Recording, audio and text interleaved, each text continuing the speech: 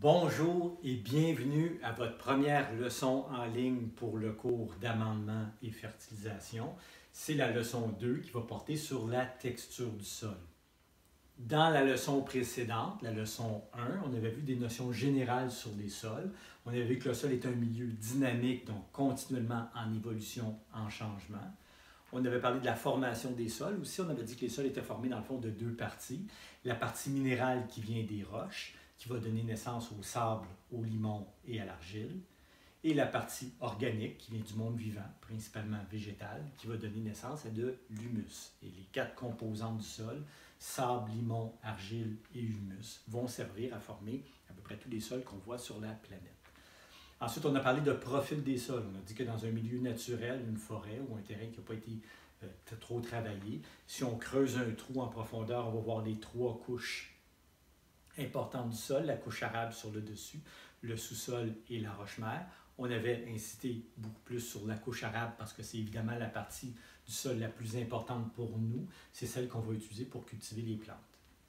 Ensuite, on a parlé de l'eau et de l'air dans les sols qui se trouvaient dans les espaces vides, les fameux macropores et micropores. Donc, dans les macropores, les grands vides, il y a surtout de l'air. Et dans les micropores, les petits vides, il y a de l'eau. Et dépendant que notre sol a plus de macropores ou de micropores, il va être plus aéré ou il va mieux retenir l'eau. Et on avait vu que, idéalement, un bon sol devrait avoir une proportion à peu près égale de macropores et de micropores pour être bien aéré et bien retenir l'eau en même temps. Et finalement, on avait terminé en parlant de fragilité des sols, dire que les sols étaient des milieux fragiles, dans le fond, qui étaient susceptibles à la dégradation. Donc, il fallait prendre soin du sol parce que, dans le fond, la vie sur la planète dépend de cette ressource-là. Donc, ça, c'était pas mal la leçon 1 qu'on avait déjà vue en classe. Maintenant, la leçon 2, on l'a fait en ligne et on va parler de la texture du sol. On rentre un petit peu plus dans des choses concrètes à partir de maintenant. Donc, par définition, c'est quoi la texture du sol? C'est la proportion ou le pourcentage de sable, de limon et d'argile dans le sol. Il y en a été question à la leçon précédente quand on parlait de formation des sols. La partie minérale donne du sable, du limon, de l'argile. La partie organique donne de l'humus. On va mettre la partie organique de côté pour le moment et on va regarder dans la partie minérale du sol, est-ce qu'on a une prédominance de sable, de limon ou d'argile? Est-ce qu'on a un sol qui est plutôt sableux, plutôt argileux ou un beau mélange de ces composantes-là? Donc, par définition, je répète, la texture, c'est la proportion de sable, de limon et d'argile dans le sol. Maintenant, selon les proportions de sable, de limon et d'argile qu'on va avoir dans notre sol, on pourrait avoir des pourcentages très élevés de un plutôt que de l'autre. Donc, notre sol ne se comportera pas de la même façon. Si on a un sol avec beaucoup de sable ou beaucoup d'argile, on va avoir des conditions qui vont être complètement différentes pour les plantes. C'est ce qu'on va voir avec les classes de sol. Donc, selon le pourcentage de sable, de limon et d'argile dans notre sol va se classer dans une catégorie en particulier.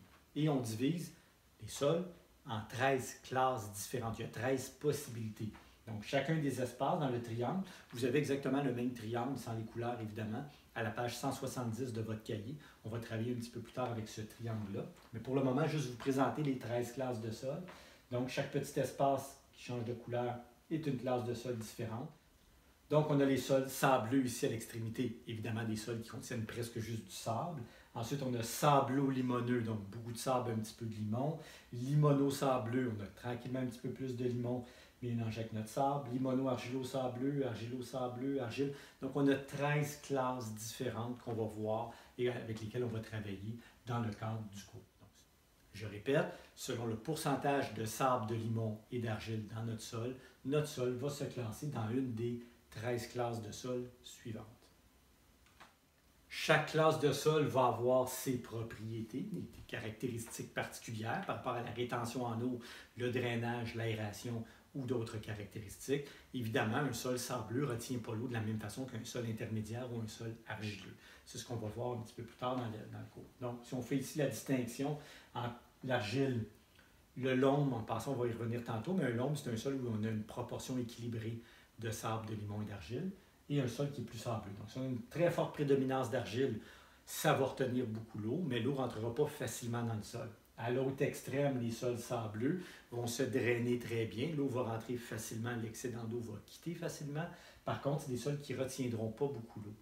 Et entre les deux, les lombes, qui vont être un mélange de sable, de limon et d'argile, comme je le disais tantôt, eux vont avoir des proportions équilibrées. C'est-à-dire qu'ils vont bien retenir l'eau et en même temps vont se drainer assez bien aussi. Donc, c'est des sols qui vont être un petit peu plus au niveau de l'équilibre, alors qu'ici, on va être plus dans les conditions extrêmes.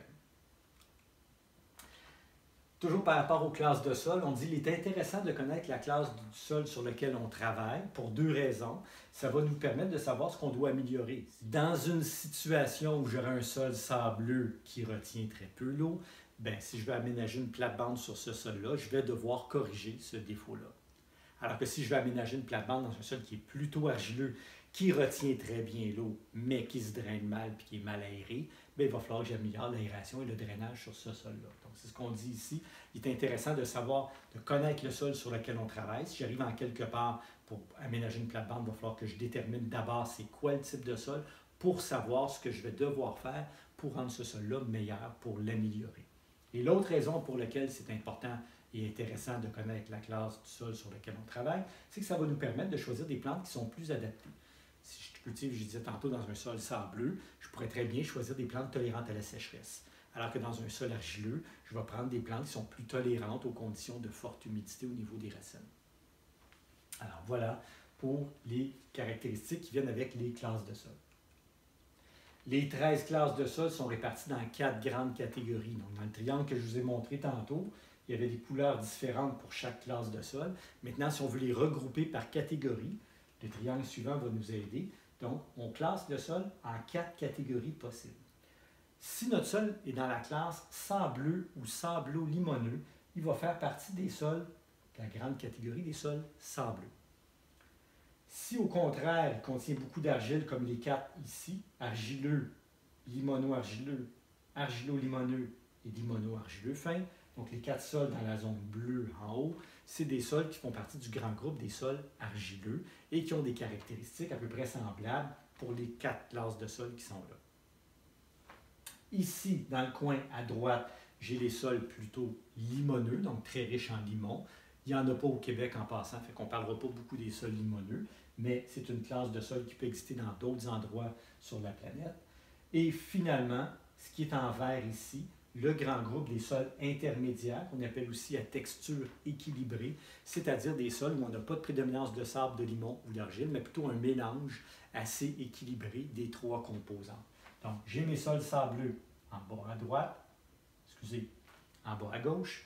J'ai mes sols argileux dans le haut. J'ai mes sols limoneux en bas à droite. Et j'ai ici mes sols intermédiaires. Je vais revenir sur ces notions-là dans une autre vidéo. Je vais vous aider à préparer, dans le fond, votre triangle et à l'interpréter par rapport à la rétention en eau et au drainage. Mais pour le moment, on voit très bien les 13 classes de sol qui sont réparties dans les 4 catégories qu'on a ici. Donc, sableux, argileux, limoneux et intermédiaire pour la zone qui est en vert. Comme je dis, on va voir un petit peu plus tard les impacts de ça.